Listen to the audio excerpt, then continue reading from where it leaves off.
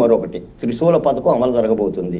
అంటే ఓటు చీలే ప్రమాదం కూడా ఈ త్రిశూల పథకంలో ఉంది. దీన్ని మీరు త్రిశూల పథకం అంటున్నారేంటి?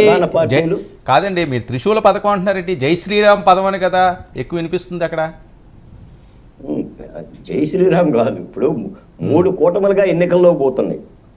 3 కూటములుగా భారతీయ జనతా పార్టీ, తెలుగుదేశం పార్టీ, జనసేన ఒక పొత్తు, కాంగ్రెస్ పార్టీ, సిపిఐ, సిపిఎం వామపక్షాలు ఒక పొత్తు, వైసీపీ ఒక పొత్తు. 3 కూటములుగా రేపు ఎన్నికలు జరగబోతున్నాయి అనే భావన చాలా స్పష్టంగా కనిపిస్తుంది.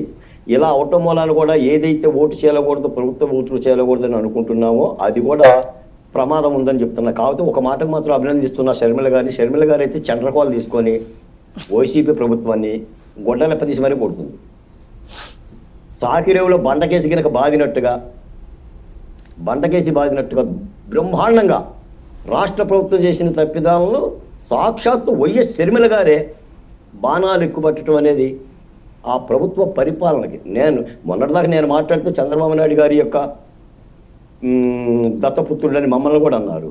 ఇప్పుడు షర్మిల గారిని కూడా ఏదేదో అంటున్నారు, మెర్సిమెల్లి శర్మని ఏదేదో అన్నారు. అంత దుర్మార్గమైన పరిస్థితి అయిపోయింది. ఏదైనా నేను ఒక్క మాట చెప్తాను, డిబేట్లో ఉన్న ఎవరైనా సరే ఆలోచించండి. ఆంధ్రప్రదేశ్లో వైసీపీ పరిపాలన కుదేలైన మాట యథార్థం. దీనికి ప్రధానమైన కర్త కర్మ క్రియ ముఖ్యమంత్రి జగన్మోహన్ రెడ్డి గారే. రాష్ట్రంలో మార్పు కోరుకుంటున్న మాట యథార్థం ప్రజలు. ఆ మార్పుని ప్రతిపక్ష పార్టీలు జాగరూకతగా వహించాలనేదే మా బుట్టోల యొక్క భావన తప్ప, ఎందుకంటే జాగ్రత్త లేకపోతే మళ్ళీ ఇబ్బంది జరిగిపోతాయి. ఎందుకంటే మీరు ఇందాక అన్నారు, మళ్ళీ రాజకీయ నాయకులు 10 ఏళ్ళైనా విభజన అయినా కూడా మళ్ళీ మంటలు పెడుతున్నారు. 10 ఏళ్ళైనా సౌమ్యంగా 2 తెలుగు రాష్ట్రాలు ఉండాలి కంటే మంటలు పెడుతున్నారు అంటున్నారు. గోంగూర కట్టలు అమ్మేవాడు కలిసే ఉంటున్నాడు, పెట్రోల్ బంకులో పనిచేసేవాడు కలిసే ఉంటున్నాడు, రిక్షా దొక్కేవాడు కలిసే ఉంటున్నాడు. కానీ రాజకీయ నాయకుల దగ్గర వచ్చే తంట ఇదే. వాళ్ళు మంటలు పెడుతూనే ఉంటుంటారు రాజకీయాల కోసం. తెలంగాణ ఆంధ్రప్రదేశ్లో ఏమైంది మాకు? వాళ్ళ భూవాళ్ళు తింటున్నారు, మా భూమే తింటున్నాం. కానీ రాజకీయ నాయకులు మాత్రం రాజకీయాల కోసం మాట్లాడుతూ ఉంటారు.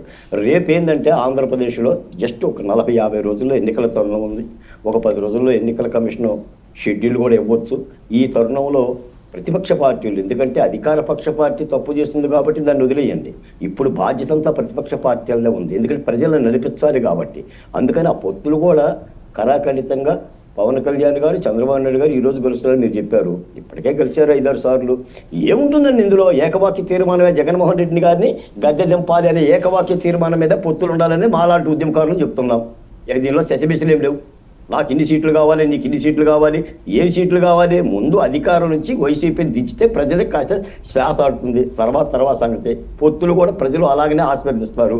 అంతే తప్ప మనం ఇక్కడ కూర్చొని తగులాట పెట్టుకొని ఇదేటి వర్మ గారు, ఇదేటి బాలకోటయ్య గారు, ఇదేంటి జోష్నా గారు అని చెప్పి తగులాట పెట్టుకుంటే ప్రజలు ఆశీర్వదించరు. నిఖార్సుగా, నిజాయితీగా, కల్లా కపటం లేకుండా నిండు హృదయంతోనే రాజకీయ పొత్తులు ఉండాలి. అలాంటి పొత్తుల్ని ప్రజలు ఆశీర్వదిస్తారు. కాదండి, నిండు హృదయంతో త్వరితగతిని తేల్చడానికి 150 రోజులు అవసరం ఉంటుందా? అది కదా అవసరం లేదు. నేను అదే చెప్తున్నా, అవసరం లేదు. కానీ తేల్చుకోవాలి. ఆలస్యం అమృతం విషయం అంటున్నాను నేను.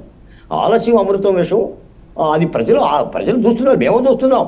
మేము కూడా ఏమంటున్నాం అంటే మమ్మల్ని కొన్ని 100 ఫోన్లు వస్తాయి సార్. వర్మ గారు, బాలకోటయ్య గారు ఏ పార్టీ గెలుస్తుంది, జనసేనకి ఎన్ని ఇస్తున్నారు, బీజేపీకి ఎన్ని ఇస్తున్నారు,